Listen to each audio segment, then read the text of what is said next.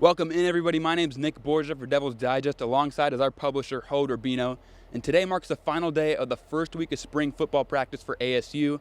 A lot of different developing stories. First, we want to mention the current developing quarterback race between Paul Tyson, who's the Alabama transfer, and Trent Bourget, who's the current quarterback who's been here for several years at ASU. And Hode, what do you make of the first week of practice between these two quarterbacks? Well, I'll tell you what, Nick, I'm not surprised that they're really divvying it up as being 1 and 1A rather than a clear number 1 and number 2. Like I said, Trent Bourget is the returning veteran, the one that has the most experience out of the returning quarterbacks on the ASU roster. And even though we heard that he's going to be QB1, so to speak, to start spring practice, as I mentioned, I think you're seeing those first team reps getting divvied up between him and Paul Tyson. And I think what makes this quarterback race even more interesting is that you have a fresh pair of eyes, so to speak, in new offensive coordinator Glenn Thomas.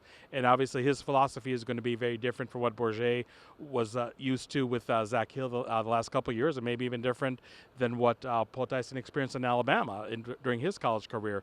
So obviously this all comes down to really just fitting the best quarterback to the system that's going to be in place. As we heard from Herm Edwards early on in spring practice, we're going to see a lot of huddle. We're going to see a lot of quarterback under center compared to what we've seen in the last couple of years, and you just wonder which quarterback is going to be more comfortable in those alignments. Now, again, don't get me wrong, I don't think the shotgun that's been a staple of college football, not only here in Tempe, but really across the country, is really going away by any means. But I think it's going to come down to eventually which quarterback is going to be the most comfortable in those huddle situations rather than the no huddle, being under center more often than they have been in their career. And that, I think, is really going to determine a lot when it comes to who's going to be the first starting quarterback at the end of spring practice. And look, we might not even know by the end of spring practice who's going to be actually the starting quarterback going into fall camp. I know that different head coaches, different offensive coordinators, each has their own philosophy if they want to name a starter at the end of spring practice or wait maybe a week and a half into fall camp. But right now, those two quarterbacks are splitting reps evenly. Can't say it's really a shocking surprise or anything like that. And we'll see as spring practice progresses if one of the two quarterbacks actually ends up getting more first-team reps than the others. But like I said, right now it's really been even-steven between Bourget and Tyson. Now, taking a step back to look at the rest of the ASU offense, what are some of the elements that have stood out to you so far? Well, I think when we look at the offensive line, I know that Asai Glass, the local offensive lineman from Queen Creek, is somebody that was always pegged, I think, to be the left tackle of the future. I wasn't sure if the future is really 2022 or 2023, but right now he's actually the first-team left tackle, and Des Holmes, the offensive lineman transfer from Penn State, is actually lining up at right tackle. So I'm not saying it's a huge surprise, but I think it's just an interesting development. It could change as spring practice progresses. It could change on the first day of fall camp. But right now, seeing Asai Glass being lined up as a starting left tackle, I think is a really nice surprise, if you can call it a surprise to begin with.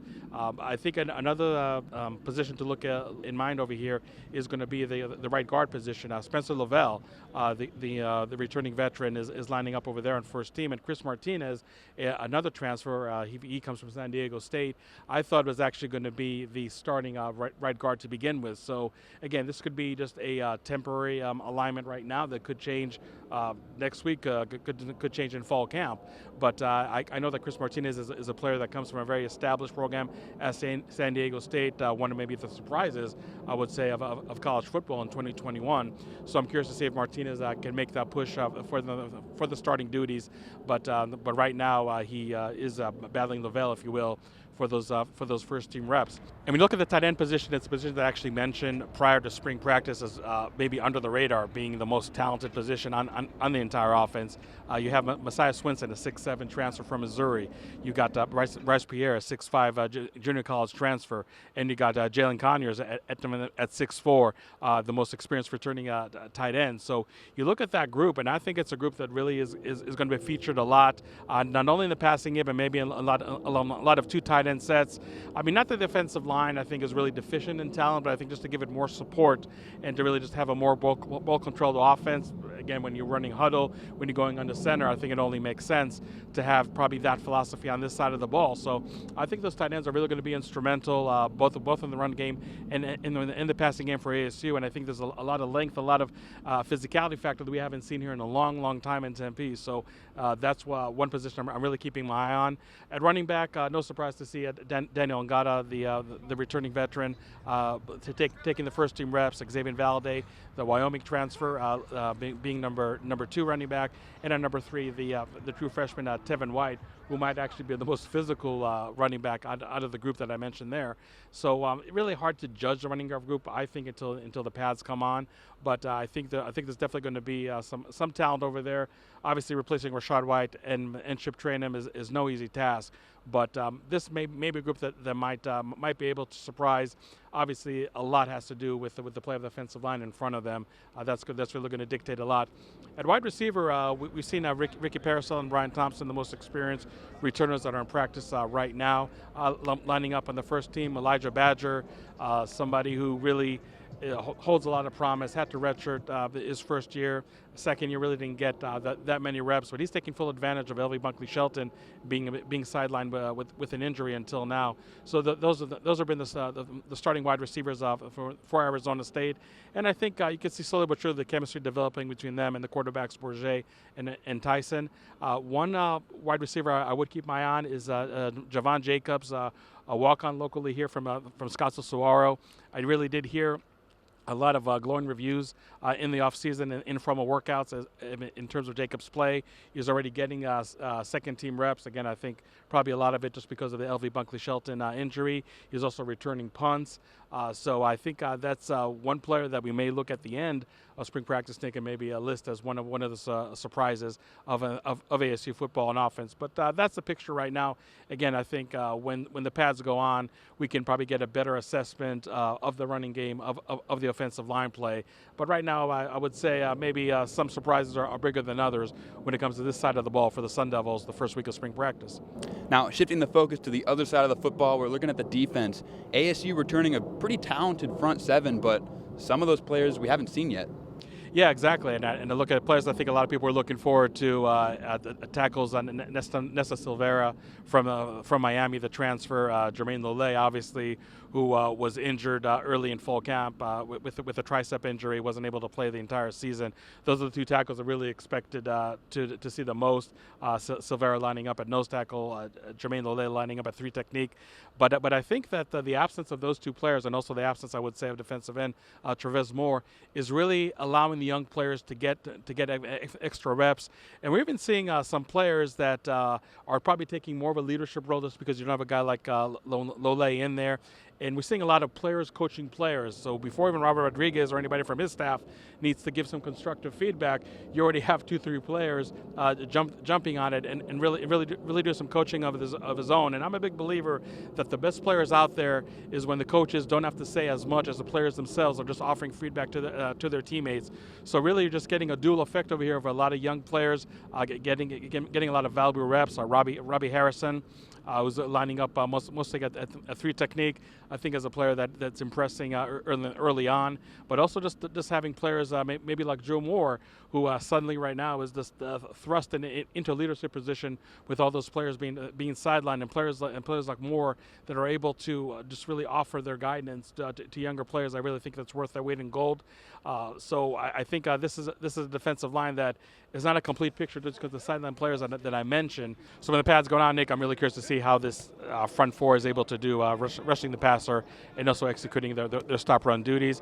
When it comes to linebacker, no surprise to see the starters: Kyle Sole at Mike, Merlin Robinson, and Eric Gentry as outside linebackers. I think one player that I would look out for is Rodney Gross, who is a transfer from Mississippi State.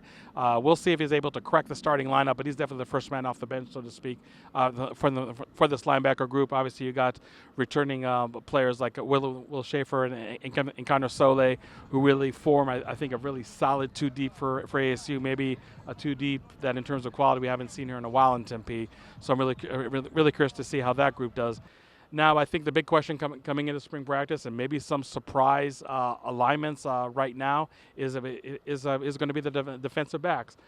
We talked about as far as the starting cornerbacks, Tamarcus Davis and Keon Markin. That was the starting cornerback group in the bowl game, just because Jack Jones and Chase Lucas did not play in that contest. So maybe seeing them out there on the first team is not really a big surprise. But at safety, I mean, you have Keon Markin, who obviously played a lot last year due to the injury to Evan Fields. But to see Elijah Gamage, the walk-on, who played a lot, if you recall, in the bowl game against Wisconsin, being a starter, I think is a testament, obviously, to his development. But don't forget, when it comes to safety, you got two transfers in Chris Edmonds from Samford and Corey Bethy from Hawaii. And right now, they're not even listed on the two deep. So, again, early on in spring practice, really hard to draw any sweeping conclusions right now. But I would expect them, at least, to be in the two deep. I mean, sooner rather than later, and maybe even compete for a starting position later on. But make no mistake about it, Nick. The defensive back group, that's one group that really has to show up. And we haven't seen a whole lot in the first week of spring practice, which is natural. But I'm really curious to see how the two deep at that position on this side of the bowl can really perform. And granted, they're playing against an offense who really needs to establish itself, with a new quarterback, with a new system. But nonetheless, I mean, you like to see a lot of playmaking ability and really having this defensive back group establish itself, because to me that's really the missing piece of the puzzle right now. That I mean, if that defensive back group can play even at a good level, it has a great front seven in front of them. And there's no doubt in my mind that if ASU is going to surprise some people in the fall, an improved defensive back group is definitely going to be a significant element of that surprise. Now, we got another week of practice ahead of us for next week. What are some things we might want to look out for, developing stories that we should pay attention to? Well, you mentioned the quarterback position, Nick, and I'm curious to see if it's really going to be just an even 50-50 distribution of snaps as it's been until now between Tyson and Bourget. We mentioned the offensive line, specifically right guard.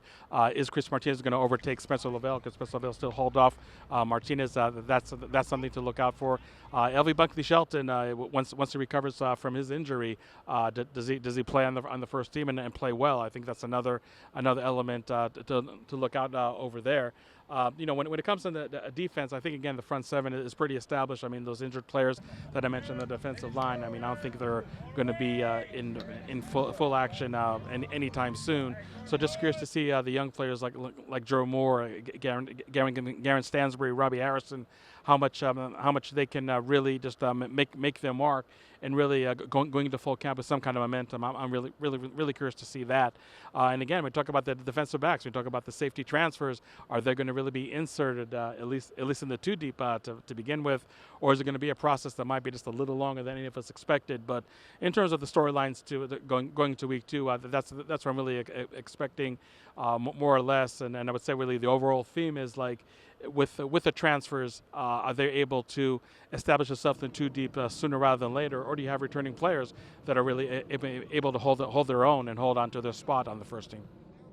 Thank you for your insight, Hode. For continuous coverage of ASU spring football, press conferences, and analysis like this, make sure you check us out at DevilsDigest.com and drop a follow at Devils Digest on Twitter. I'm Nick Borgia. For the rest of our Devils Digest staff and Hode Urbino, we thank you so much for tuning in.